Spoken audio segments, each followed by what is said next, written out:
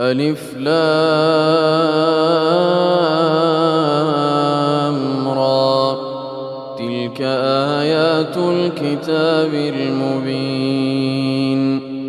إنا أنزلناه قرآنا عربيا لعلكم تعقلون.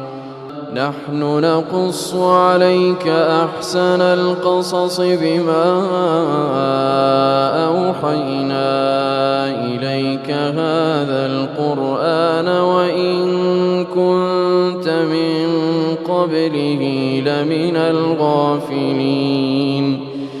إذ قال يوسف لأبيه يا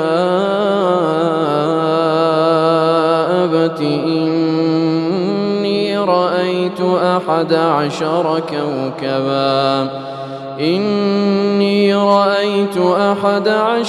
كوكبا والشمس والقمر رأيتهم لي ساجدين. قال يا بني لا تقصص رؤياك على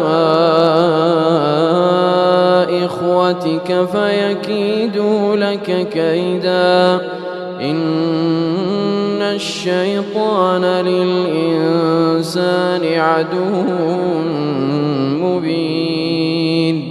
وكذلك يجتبيك ربك ويعلمك من تأويل الأحاديث ويتم نعمته عليك وعلى آل يعقوب كما أتمها على أبويك